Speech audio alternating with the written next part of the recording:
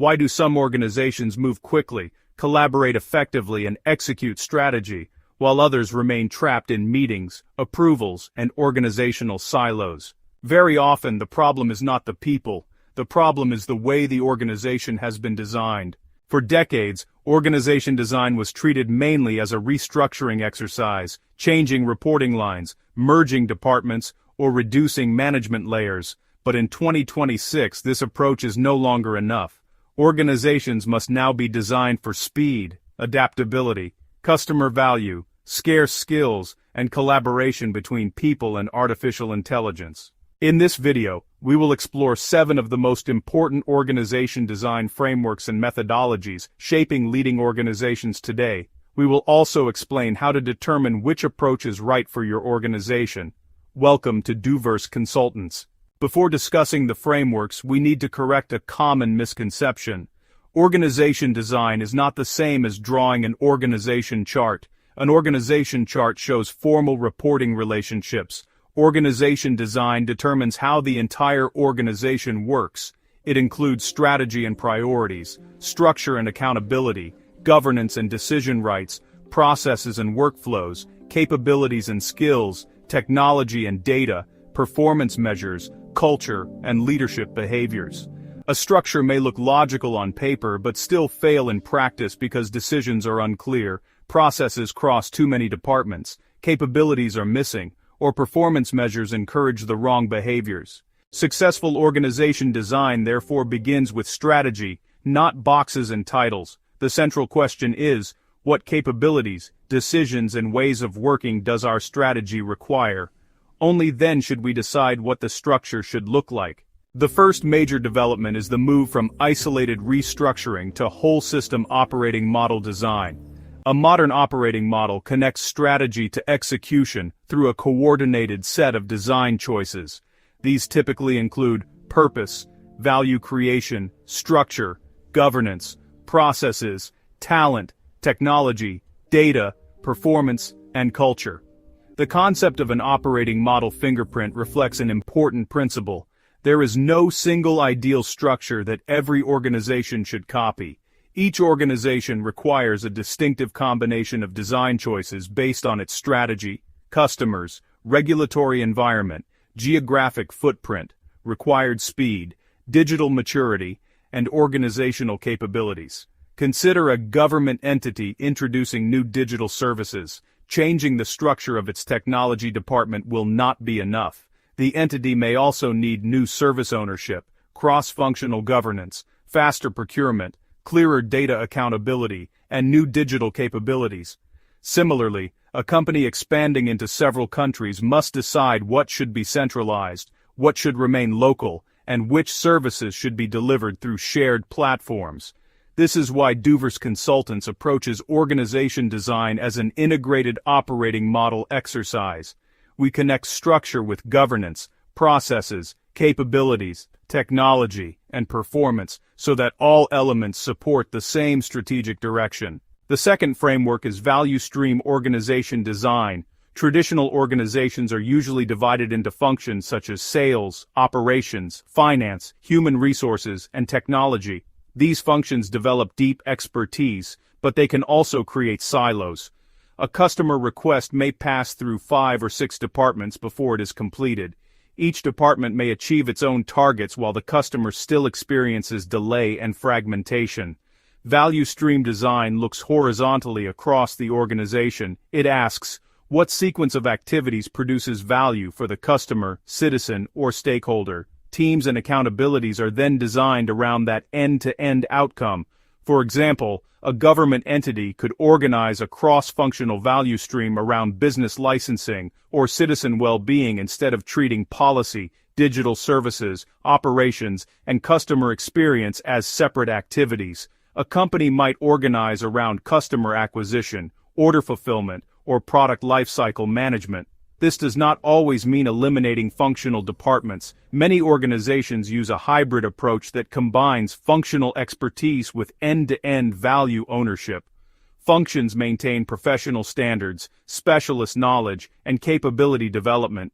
Value stream owners, meanwhile, remain accountable for the complete outcome. This methodology is especially valuable when customers experience slow handovers, duplicated work, conflicting priorities, or unclear end-to-end accountability. The third methodology is the product and platform operating model. This approach emerged strongly in technology organizations but is now influencing banks, government entities, healthcare organizations, and professional services companies. Instead of managing work as temporary projects that end after delivery, organizations establish persistent, cross-functional teams responsible for continuously improving a product, service, or platform. A product team may include business, technology, data, operations, risk, and customer experience capabilities. The team is accountable not simply for delivering outputs, but for achieving measurable outcomes. For example, success should not be defined only as launching a new application. It should be defined through outcomes such as reducing processing time, increasing adoption, improving customer satisfaction, lowering operating costs, strengthening compliance, or improving service reliability. Platforms provide reusable capabilities, such as payments, identity management, enterprise data, or artificial intelligence, which multiple product teams can use. This reduces duplication and accelerates innovation. However, organizations should not simply rename departments as products or squads. The methodology only works when teams receive genuine end-to-end accountability, the right combination of skills, access to relevant data, and sufficient authority to make decisions. The fourth framework moves beyond jobs as the primary building block of the organization. Traditionally, workforce planning begins with positions and job descriptions, but jobs are becoming less stable as technology changes the tasks performed within them. The World Economic Forum estimates that 39% of workers' key skills are expected to change by 2030. This is accelerating the movement toward skills-based organizations. A skills-based organization breaks work down into activities, tasks, capabilities, and skills. Instead of asking only which position owns the work, leaders also ask, what skills are required? Where do those skills currently exist? How can they be developed? And how can they be deployed quickly to the organization's highest priorities? This approach supports internal talent marketplaces, project-based assignments, flexible teams, reskilling, and more accurate workforce planning. However, organizations should avoid creating enormous skills databases with no connection to business decisions. The methodology must begin with the organization's strategic capabilities. If an organization intends to lead an AI-enabled customer service, for example, it must identify the business, data, technology, governance, and human skills required to achieve that objective. At Duverse Consultants, we connect capability mapping with organization design, role profiles, workforce planning, learning priorities, and internal talent mobility. This creates one integrated organizational system rather than a collection of separate human resources initiatives. The fifth, and perhaps most transformative methodology, is the human-AI operating model. Organizations are beginning to move from employees simply using AI tools toward humans working with AI agents. These agents can analyze information, execute tasks, coordinate workflows, and support decisions. This creates a new organization design question. What should humans do? What should machines do? And how should they work together? Every workflow can be examined across four possibilities. It may be human-led, it may be AI-assisted, it may be AI-led with human oversight, or it may be fully automated within clearly defined controls. For example, an AI agent may screen information, identify patterns, and prepare recommendations. A human remains accountable for judgment, ethical considerations, and final decisions. In another process, an AI agent may initiate and complete routine activities but escalate complex cases or exceptions to an employee. This requires much more than purchasing an AI platform. Organizations must redesign roles, workflows, decision rights, controls, and performance measures. They must determine who owns an AI agent's output, who validates it, what data it can access, and when human intervention is mandatory. Organizations therefore need deliberate human-machine design, not technology implementation in isolation. Duverse Consultants supports organizations in translating AI ambitions into practical enterprise operating models. We connect AI use cases with governance, role design, workforce readiness, responsible adoption, and measurable organizational value. The sixth methodology is dynamic teaming and talent orchestration. A static hierarchy assumes that work is predictable and employees will remain within fixed departmental boundaries. But many strategic priorities now require temporary combinations of expertise. Dynamic teaming creates multidisciplinary teams around an outcome, mission, or problem. It then allows talent to move as organizational priorities change. This is particularly relevant for innovation programs, government transformation, new market entry, digital initiatives, and complex customer challenges. The organization needs a stable backbone for governance, professional development, and accountability, combined with a flexible network through which people can be deployed to high-priority work. The greatest challenge is resource conflict. An employee may report to a functional leader while contributing to several strategic initiatives. This makes decision rights, capacity planning, and prioritization essential. Without these mechanisms, dynamic teaming can become organizational overload, with the same high performers assigned to every important initiative. Effective talent orchestration therefore requires clear visibility of skills, capacity, strategic priorities, and team performance. The seventh methodology is what we can call minimum viable bureaucracy. The objective is not to remove governance, it is to preserve the controls that protect the organization while eliminating unnecessary approval layers, duplicated committees, and low-value reporting. This is especially important in regulated companies and government entities. A decision rights review examines who recommends a decision, who provides input, who makes the final decision, who executes it, who must be informed, and what should be escalated. Tools such as RACI, Rapid, and decision rights matrices remain useful. However, the latest approach goes further by studying the actual flow of decisions through process data, interviews, governance records, and organizational network analysis. For example, if an operational decision requires approval from 4 management levels, the solution may be to introduce authority thresholds.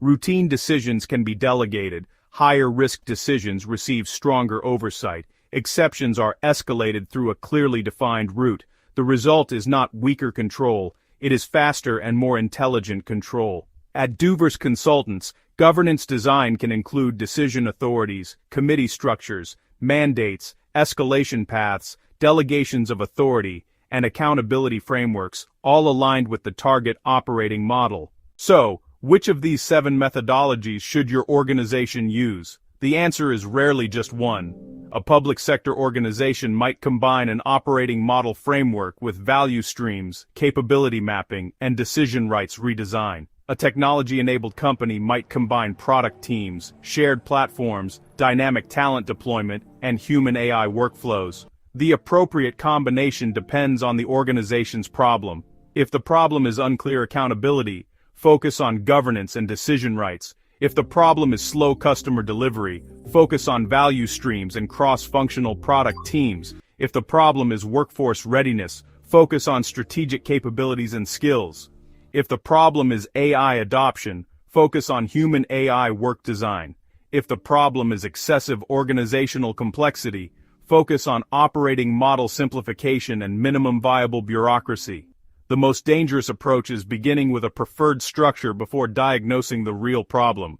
A credible organization design process should normally include 5 stages. First, diagnose the current organization. Second, establish clear design principles. Third, develop and test different options. Fourth, detail the target operating model. And fifth, implement and sustain the new design. During the diagnostic stage, organizations should use evidence. This includes strategy, workloads, spans and layers, employee data, process performance, stakeholder interviews, customer experience, and decision-making speed. The organization should then agree on a set of design principles. These may include customer centricity, empowered decision-making, digital by design services, simplified governance, or stronger local accountability. Several design options should then be developed. Leaders must evaluate their benefits, risks, costs, and trade-offs and test them against realistic business scenarios. Only after selecting the preferred model should the organization finalize roles, governance, processes, capabilities, performance indicators, and implementation requirements. Many organization redesigns fail because leaders underestimate the transition between the current and future states. Announcing a new structure is not implementation. Organizations must translate the design into clear role mandates, updated job architecture, new decision authorities, revised processes, workforce transition plans, leadership alignment, change communication, performance measures, and capability development. Another common mistake is treating organization design as a one-time event. The strongest organizations establish a design authority or governance mechanism that continuously monitors whether the operating model remains aligned with strategy. Relevant indicators can include decision speed, management layers, span of control, customer cycle time, duplication, internal mobility, workforce costs, employee experience, and progress against strategic outcomes. The future of organization design is not about choosing between hierarchy and agility, people and technology, or control and empowerment. It is about designing the right combination for your strategy. Duverse Consultants works with government entities, major organizations, and growing businesses to develop practical, future-ready operating models. Our services include organization design and restructuring, target operating model development, governance and decision rights design, organizational diagnostics, spans and layers analysis, role mandates and accountability frameworks, workforce and capability planning, AI-enabled work and HR transformation, performance management, and transformation implementation. We bring together strategy, organization, people, processes, data, and technology. Our objective is to help clients move beyond attractive organization charts and create operating models that work in practice. If your organization is restructuring, introducing artificial intelligence, expanding into new markets, or seeking greater efficiency and accountability, Duverse Consultants can help you diagnose the current model, design the future state, and successfully manage the transition. Visit duverseconsultants.com to explore our services or contact our team for an initial organization design discussion. If you found this video useful, subscribe to the Duverse Consultants YouTube channel and share it with leaders responsible for strategy, transformation, human capital, and organizational effectiveness. Thank you for watching. The organization of the future is not simply flatter or more digital. It is clearer, faster, more adaptive, and intentionally designed.